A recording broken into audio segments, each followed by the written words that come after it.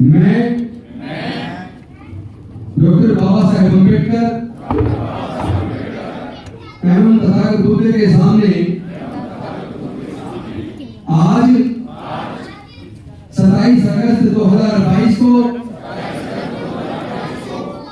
इस सभागार में यह संकल्प लेता हूं कि मैं डॉक्टर बाबा साहेब अम्बेडकर और देश के तमाम दलित पिछड़े आदिवासी अल्पसंख्यक मजदूर किसान के ऊपर उनकी आन बान शान पर भारत के संविधान पर और भारत के तिरंगे पर कोई आंच नहीं आने दूंगा।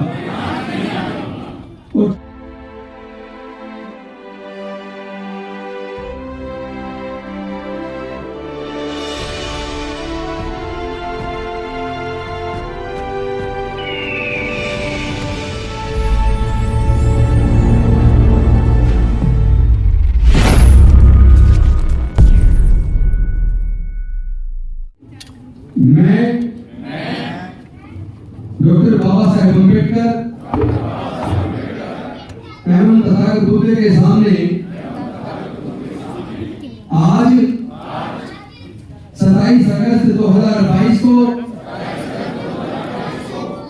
इस सभागार में यह संकल्प लेता हूं कि मैं डॉक्टर बाबा साहेब अम्बेडकर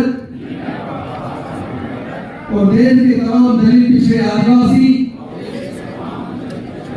अल्पसंख्यक मजदूर किसान के ऊपर उनकी आन बान शान पर भारत के संविधान पर और भारत के तिरंगे पर कोई आंच नहीं आने दूंगा। और जहां भी कहीं पूरे देश और दुनिया के अंदर दलितों के ऊपर, आदिवासियों के ऊपर, पिछड़े वर्ग के ऊपर, मजदूरों के ऊपर, किसानों के ऊपर, अल्पसंख्यकों के ऊपर कोई भी किसी प्रकार की जुल्म जाती होगी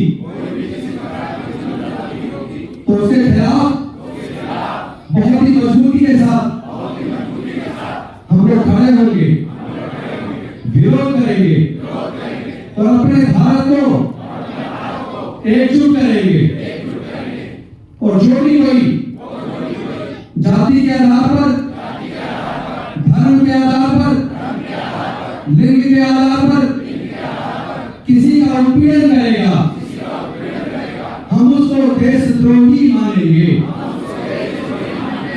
यही शपथ मैं द्वितीय बार भी और तीसरी बार भी लेता हूं और साथ में संकल्प करता हूं कि भारतीय संविधान हमारे हृदय में बसा है, भारतीय तिरंगा हमारे हृदय में बसा है, हम उसका किसी प्रकार की आंच नहीं आने देंगे।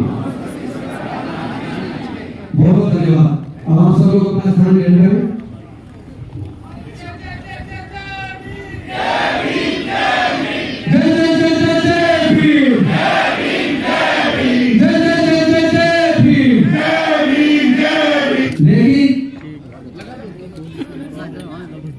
जिस तरह की घटनाएं आए दिन हम देखते हैं, अखबारों में पढ़ते हैं और वो घटनाएं जो सोशल मीडिया पर ये न्यूज में आती हैं उससे दिल दुखता है, दिल रुकता है। लेकिन जरा सोच के देखो, जो घटनाएं सोशल मीडिया पर नहीं है, जिनको अखबार भी और मेनस्ट्रीम मीडिया भी कवर नहीं करता, पूरे देश के अंदर इस तरह की घटनाएं लगातार बढ़ रही हैं। हो सकता है हमारे वो सामने ना आती हो, लेकिन इस तरह की घटनाओं से दिल बेहद दुखी है। सब लोग जानते हैं कि भारत एक समय विश्व गुरु था, एक समय था जो सात देश भारत का हिस्सा हुआ करते थे। पूरा भारत सम्राट अशोक के टाइम पे बौद्ध में था, लेकिन म्यांमार से बांग्लादेश, भारत, नेपाल, तिब्बत, पाकिस्तान, अफगानिस्तान, इन सातों देशों को मिलाकर कभी भारत एक था, बौद्ध में भारत था, तब भारत विश्व गुरु था। लेकिन मौर्य वंश के अंतिम सम्राट राजा भद्रक की उनके सेनापति पुष्यमित्र शुंग ने हत्या करके भारत से बौद्ध में भारत को खत्म किया, बौद्ध भिक्षुओं की हत्याएं कराई, बौद्ध साहित्य जलाया, बौद्ध शिलालेख तोड़े, बौद्ध मठों को निस्तेनाबूद किया और फिर से भारत में वर्ण व्यवस्था पर आधारित, ऊंच नीच पर आधारित, छूत पर आधारित, जातिवाद पर आधारित व्यवस्था को भारत में दोबारा से कायम किया। उसके बाद से लगातार दुनिया के सामने भारत लगातार शर्मसार होता रहा। आज हर 50 किलोमीटर पर भारत में भाषा बदल जाती है, संस्कृति बदल जाती है, हजारों जातियां हैं, अनेकों धर्म हैं। ये विविधताओं का देश है। इस विविधताओं के भरे देश को एकजुट करना इतना आसान नहीं था। जहां हजारों जातियां हो, अनेकों धर्म हो, अनेकों संस्कृतियां हो, और आजादी के टाइम पर जहां 565 रियासतें हो, ऐसे भारत को एकजुट करना वाकई बहुत मुश्किल था। लेकिन हम सबको धन्यवाद करना चाहिए डॉक्टर बाबा साहेब अम्बेडकर का, जिन्होंने भारत को एक ऐसा संविधान दिया जिसमें 562 रियासतों का भी समावेश किया, सभी जाति धर्मों का, संस्कृतियों का भी समावेश किया, और एक ऐसा संविधान भारत को दिया जिसने पूरे भारत को आज भी बांध के रखा हुआ है। कुछ लोग हैं जो लगातार जाति के नाम पर उन्माद पैदा करते हैं, कुछ लोग हैं जो धर्म के नाम पर उन्माद पैदा करते हैं। पिछले कुछ सालों में देख रहे जाति पूछ के हत्या हो रही है, धर्म पूछ के हत्या हो रही है, मूछ रखने पर हत्या हो रही है, घड़े से पानी लेने पर हत्या हो रही है। पिछले दिनों एक ऑफिसर मेरे पास आए, पता लगा वो इस बार आईएएस बने हैं।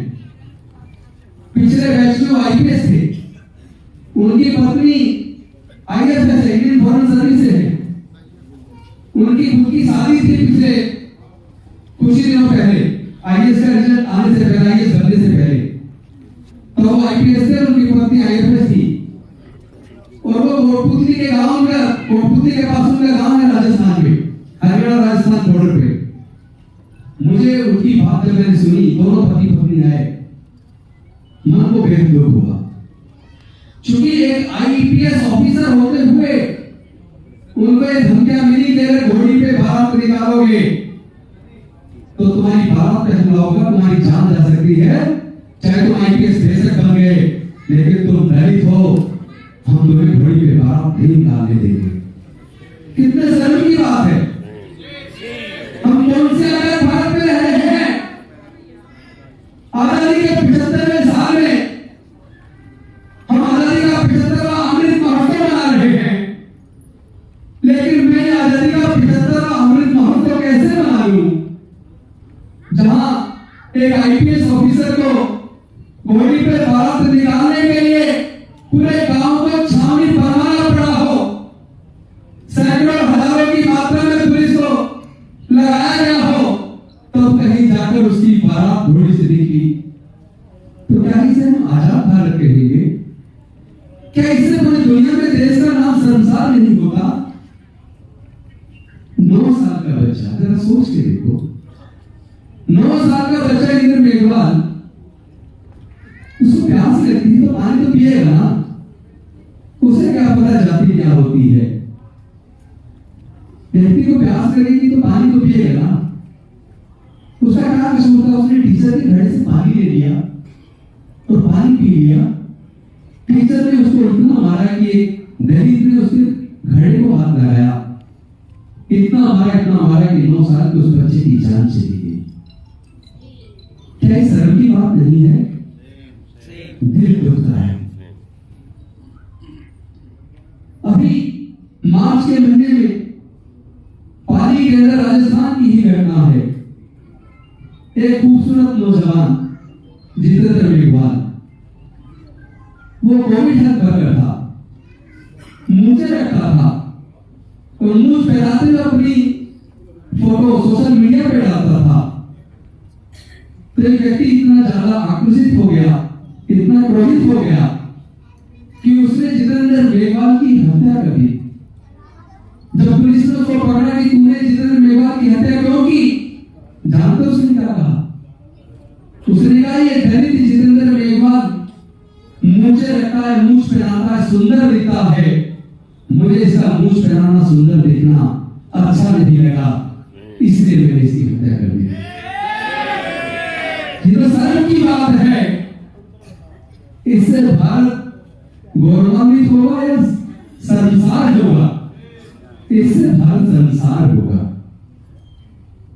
कैसे मना लो आजादी का 75वां अमृत महोत्सव, जहां आज भी हमारी बहन बेटियों की इज्जत लूट ली जाती है, जबरन आधी रात को उनका शव जला दिया जाता है, और हम जब आवाज बुलंद करते हैं जुर्म के खिलाफ, तो हमारे ऊपर लाठियां चलवाई जाती है, पुलिस से गोलियां चलवाई जाती है। ये कैसे आजाद भारत है? दुख होता है। मैं देख रहा हूं आए दिन इस तरह की घटनाएं बढ़ रही हैं, लेकिन इससे भी ज्यादा दुख तब होता है जब अपराधी के खिलाफ मुकदमा दर्ज हो जाता है, पूरा समाज अपराधी को गिरफ्तार करके सख्त सजा दिलाने के लिए आंदोलन करता है, और उस अपराधी की जाति के लोग उस अपराधी के फेवर में महापंचायत करते हैं। ये कैसा भारत है? यही हाल हाथरस की बेटी की हत्या के बाद जब धरने प्रदर्शन हुए, तो हत्यारों के फेवर में उसकी जाति के लोगों ने महापंचायत की, और यही बात इंद्र मेघवाल की हत्या पर भी हुई। वहां पर गांव के दबंग लोगों ने, पूरे गांव के लोगों ने मिलकर महापंचायत की उस टीचर के फेवर में जिसने इंद्र मेघवाल को भरे चूहे ने माथे पे हत्या कर दी। ये कैसा भारत है? लोग धर्म के नाम पर हत्याएं करते हैं, और जैसे ही जेल से छूटकर आते हैं उनको माला पहनाकर एक ऐसी पार्टी के लोग जिसकी जो आज केंद्र में जिसकी सरकार है, वो हत्या करने वालों को माला पहनाकर उसका सम्मान करते हैं। इस धर्म की बात है, और उसमें केंद्र सरकार का मंत्री माला पहना के सम्मान कर रहा है। इससे तो और भी ज्यादा शर्म की बात है। पूरे देश का मस्तक शर्म से नीचे झुक जाता है। अभी बिल्किस बानो केस में जिन जिन लोगों ने रेप करके उस बच्ची की हत्या कर दी, गुजरात की सरकार ने उसको छोड़ दिया, और छोड़ने के बाद उन रेपिस्ट और हत्यारों को माला पहनाकर मिठाई खिलाकर उनका स्वागत किया। ये कैसा भारत है? ऐसा भारत बनाने का सपना स्वतंत्रता सेनानियों ने नहीं देखा था। ऐसे भारत बनाने का सपना तो डॉक्टर बाबा साहेब अम्बेडकर और हमारे संविधान निर्माताओं ने नहीं देखा था। इससे हमारा मस्तक सरब से झुक जाता है, दुख होता है, और तब दुख बहुत ज्यादा बढ़ जाता है जब राजनीतिक पार्टियों के बड़े बड़े नेता ऐसे मुद्दों पर चुप्पी साधे लेते हैं। कहां जा रहा है देश? किस दिशा में जा रहा है? जब मैं सोचता हूं मुझे डॉक्टर बाबा साहेब अम्बेडकर की 5 दिसंबर 1956 की रात याद आ जाती है, जब 5 दिसंबर 1956 को डॉक्टर बाबा साहेब अम्बेडकर बड़े परेशान और निराश थे। उन्होंने नानक चंद रत्तू से कहा कि रत्तू, आज ऐसा लग रहा है जैसे मैं सालों से सोया नहीं हूं, मन बहुत दुखी है, लेकिन आज मेरा मन कर रहा है कि मैं जी भर के सो लूं, लेकिन रत्तू मेरा स्वास्थ्य मेरा साथ नहीं दे रहा। पता जमाने ही में अगर जिंदा रहूं ना रहूं, मैंने इस अपने समाज को 3500 साल की गुलामी से बाहर निकालने के लिए पूरा जीवन बहुत लंबा संघर्ष किया है। बड़ी मुसीबतें झेलने के बाद मैं इस कारवां को यहां तक लेकर आया, लेकिन मुझे मेरे समाज के पढ़े लिखे लोगों ने धोखा दिया। तू मेरे समाज के लोगों को कहना कि मैं इस कारवां को बड़ी मुसीबतों के साथ बड़े कष्ट झेलते हुए बड़े विद्रोहों के बीच से निकालकर अपने लोगों की 3500 साल की गुलामी तोड़कर इस कारवां को यहां तक लेकर आया हूं। मेरे बाद मेरे लोग कम से कम इस कारवां को कुछ आगे लेकर जाएं और उनसे कहना अगर वो आगे भी न ले जा पाए तो कम से कम इस कारवां को यहीं छोड़ देना, इसको पीछे न जाने देना। ये बात कहने के बाद डॉक्टर बाबा साहेब अम्बेडकर जी ने तुझसे कहा, तू बहुत देर हो गई, अब ऐसा करो तुम जाओ। नानक चंद रत्तू ने बाबा साहेब के पैर बिस्तर के ऊपर किए, उनके सिरहाने पर गद्दा रखा, तकिया रखा, उनका सर उस पर रखकर नानक चंद रत्तू ने विदाई ली। लेकिन अनफॉर्चुनेटली अगले दिन 6 दिसंबर को डॉक्टर बाबा साहेब अम्बेडकर नहीं थे, में छोड़ गए। आज हमने संकल्प करना है, ये लड़ाई जो डॉक्टर बाबा साहेब अम्बेडकर यहां तक लेकर आए, इसको मथुरा नहीं छोड़ेंगे। इस लड़ाई को हम लड़ेंगे, पूरी ताकत के साथ लड़ेंगे, पूरी एकजुटता के साथ लड़ेंगे। कुर्बानी अगर जान की भी देनी पड़ी तो वो भी देंगे। संपत्ति क्या चीज है? परिवार और बच्चे और अपने आप को अगर कुर्बान करना पड़े तो करेंगे, या मंत्री की कुर्सी कुर्बान करनी पड़े तो करेंगे, लेकिन अपने समाज की लड़ाई को हम लड़ेंगे, हम लड़ेंगे, हम जीतेंगे। इसलिए मैं बार बार अपने लोगों को कहता हूं कि साथियों, व्यक्तियों को मजबूत मत करो, आप विचारधारा को मजबूत करो। जब हम व्यक्ति को मजबूत करते हैं तो व्यक्ति मजबूत होता है, जब विचारधारा को मजबूत करते हैं तो विचारधारा मजबूत होती है। व्यक्ति बीमार हो सकता है, व्यक्ति मर सकता है, व्यक्ति की हत्या हो सकती है, व्यक्ति बिक सकता है, व्यक्ति गद्दार साबित हो सकता है, व्यक्ति पूरे मिशन को लुटा सकता है। इसीलिए मैं फिर से दोहरा रहा हूं, आप व्यक्ति को मजबूत मत करो, आप राजेंद्र गौतम को मजबूत मत करो, आप डॉक्टर बाबा साहेब अम्बेडकर और लोहिया की विचारधारा को मजबूत करो। जब विचारधारा मजबूत होगी तो पूरा समाज मजबूत होगा, पूरा भारत मजबूत होगा।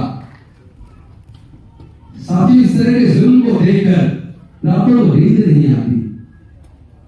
अब मैं कैसे कहूं आपको, रोना आ जाता है, दिल दुखता है। जो इंसान होते हैं उनके अंदर दिल होता है, और जिनके सीने में दिल होता है वो दिल धड़कता है। जिसके सीने में दिल ही नहीं है उसका दिल क्या धड़केगा?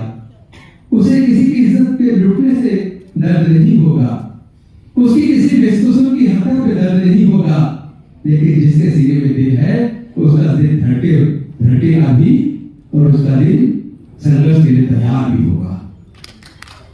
मैं आपसे आह्वान करना चाहता हूं, मैं लगातार पूरे देश के अंदर जा रहा हूं, दुनिया के अंदर अपने जितने भी लोग फंसे हुए हैं वो मिशन जैवलिन के साथ, इस पूरी विचारधारा के साथ जुड़ चुके हैं। हमने संकल्प किया है, हम भारत को फिर से बौद्ध में बनाएंगे, हम भारत को फिर से बौद्ध में बनाएंगे, क्योंकि बुद्ध के धर्म में समता, स्वतंत्रता, बंधुता, न्याय, प्रज्ञा, सील, करुणा। बुद्ध का धर्म शक्ति से नहीं फैला है, बुद्ध का धर्म जबरदस्ती से नहीं फैलाया, बुद्ध का धर्म लालच से भी नहीं फैला है, बुद्ध का धर्म अपनी विचारधारा से फैला है। क्योंकि बुद्ध का धर्म साइंटिफिक टेम्परामेंट रखता है, बुद्ध के धम्म के अंदर बुद्ध खुद कह गए हैं कि किसी बात को इसलिए मत मानो कि इसको मैं कह रहा हूं, किसी बात को इसलिए भी मत मानो कि वो बहुत बड़े धर्मशास्त्रों में लिखी है, किसी बात को इसलिए भी मत मानो कि बड़े बड़े विद्वान ने कही है, किसी बात को इसलिए भी मत मानो कि किसी राजा ने कही है। किसी भी बात को मानने से पहले उसको पढ़ो, समझो, जानो, उसका परीक्षण करो, और परीक्षण करने के बाद अगर आपका मन तर्क और बुद्धि की कसौटी पे कस के देखने के बाद अगर इस बात को मान ले कि जो बात कही गई है वो सही है, तब आप उस बात को मानो। धर्म में और धर्म में एक बहुत बड़ा अंतर है। धर्म शास्त्र से चलता है। धर्म शास्त्र के खिलाफ बोलने की, क्वेश्चन करने की किसी को इजाजत नहीं है। लेकिन धम्म तो वैज्ञानिक दृष्टिकोण से चलता है। धम्म के अंदर सबके लिए समान दृष्टिकोण है, समता, स्वतंत्रता, बंधुता और न्याय है। धम्म प्रज्ञा पर आधारित है। इसीलिए हमने संकल्प किया कि डॉक्टर बाबा साहेब अम्बेडकर सारी बीमारियों का कारण समझ गए। हम लोग इस छुआछूत की बीमारी से मुक्ति क्यों नहीं पा रहे? हम लोग इस जातिवाद की बीमारी से मुक्ति क्यों नहीं पा रहे? उस दिन में बहुत दुख हुआ जिस दिन हमारे समाज के लोग कई राज्यों से इकट्ठे होकर एक रुपए का चंदा घर से लेकर 22 लाख रुपया उन्होंने इकट्ठा किया, और इनके पहुंच में 22 लाख रुपया एक घर से 1 रुपया लाखों लोगों से इकट्ठा करके घर से पुराने पीतल के बर्तन इकट्ठा करके उन्होंने एक बहुत बड़ा एक नोट रुपया बनवाया पीतल का। उस पीतल के रुपये में एक तरफ बुद्ध छपे थे, एक तरफ डॉक्टर बाबा साहेब अम्बेडकर छपे थे, और उसकी बाउंड्री पे लिखा था हम भारत को 2047 तक छुआछूत मुक्त, जातिवाद मुक्त भारत बनाएंगे। और इसके लिए वो इतना बड़ा पीतल का सिक्का बनाकर ट्रक पे रखकर पूरा काफिले के साथ गुजरात से चले कई राज्यों के लोग इकट्ठे हुए। उन्होंने संकल्प किया कि हम भारत सरकार से चाहते हैं, भारत के राष्ट्रपति जी से चाहते हैं कि वो ये रुपया, पीतल का रुपया स्वीकार करे, जो एक व्यक्ति की मेरी हाइट से भी बड़ा था वो रुपया, कि वो रुपया स्वीकार करे। और सरकार एक तरफ 75वां आजादी का अमृत महोत्सव मना रही है। 2047 में भारत को आजाद हुए 100 साल हो जाएंगे, तो कम से कम भारत की सरकार देश के राष्ट्रपति और प्रधानमंत्री जी के नेतृत्व में आज एक संकल्प और ले ले कि 2047 तक भारत को हम छुआछूत मुक्त भारत बनाएंगे। लेकिन ये बहुत शर्म की बात है, बहुत पीड़ा और दुख की बात है कि हमारे लोग तो शांतिपूर्वक तरीके से भारत सरकार को कुछ देने आ रहे थे, वो राष्ट्रपति जी को 22 लाख सिक्के देने आ रहे थे, कुछ लेने नहीं आ रहे थे। उनको बावल के नजदीक राजस्थान और हरियाणा बॉर्डर पे रोक लिया गया। पुलिस के द्वारा जबरन रोककर उन्हें 24 घंटे तक वहीं रोका रखा और वहां से उन्हें फिर वापस जाने के लिए मजबूर कर दिया। मैं आपसे पूछना चाहता हूं, ये जो धार्मिक जुलूस निकलते हैं जिसमें कुछ लोग नंगी तलवारें लहराते हैं, जो लोग बेकसूर लोगों की हत्या का कारण बनते हैं, ऐसे जुलूसों को तो ये सरकार नहीं रोकती। जो देश में अशांति पैदा करते हैं, जाति और धर्म के नाम पर उन्माद करते हैं, ऐसे जुलूसों को तो सरकार नहीं रोकती। लेकिन 2047 तक छुआछूत मुक्त भारत अभियान को भारत की सरकार ने आदेश देकर गृह मंत्रालय से हरियाणा की सरकार के द्वारा बावल के पास रोक लिया गया और वापस जाने के लिए मजबूर कर दिया। क्या ये शर्म की बात नहीं है? क्या भारत आजाद नहीं है? क्या हमें फंडामेंटल राइट नहीं है कि हम अपनी सरकार के सामने अपनी बात कह सके? क्या भारत सरकार, मुझे लगता है भारत सरकार को आगे बताना चाहिए कि वो जातिवाद के फेवर में है या खिलाफ है, वो छुआछूत मुक्त भारत बनाना चाहती है या नहीं बनाना चाहती है, वो महिलाओं के ऊपर होने वाले उत्पीड़न को बंद करना चाहती है या नहीं करना चाहती है, वो मुंह से रखने पर हत्या को बंद करना चाहती है या नहीं करना चाहती है, वो घड़े छूने पर हत्या को बंद करना चाहती है या नहीं करना चाहती है, मैं सरकार से मांग करता हूं कि सरकार अपना मत स्पष्ट करे, वरना भारत के लोग इतने कमजोर नहीं है। हम लोग डॉक्टर बाबा साहेब अम्बेडकर को मानने वाले लोग हैं, हम भारत के संविधान में आस्था रखते हैं, हम शांति में आस्था रखते हैं, क्योंकि हम बुद्ध के धर्म को मानने वाले हैं। हम ये जानते हैं जहां शांति होती है वहां खुशहाली होती है। हमारा धर्म बताता है मानवता दुनिया का सबसे बड़ा धर्म है। जहां शांति होगी वहां प्रगति होगी, जहां प्रगति होगी वहां खुशहाली होगी। और हम बुद्ध को मानने वाले शांति प्रिय लोग हैं। हमें औजार हथियारों का इस्तेमाल नहीं है, ना हम औजार हथियार उठाते हैं और ना ऐसे लोगों के प्रति श्रद्धालु झुकते हैं जिनके हाथों में औजार और हथियार है। हम ऐसे व्यक्ति के सामने झुकते हैं जिसके हाथ में संविधान है। हम तो सत्ता स्वतंत्रता बंधुता और न्याय को मानने वाले लोग हैं। मैं आपके माध्यम से लंबी स्पीच नहीं दूंगा आज, पर आपके माध्यम से एक संकल्प लेना चाहता हूं, जो संकल्प आप सबने मेरे साथ मिलकर खड़े होकर दोहराया।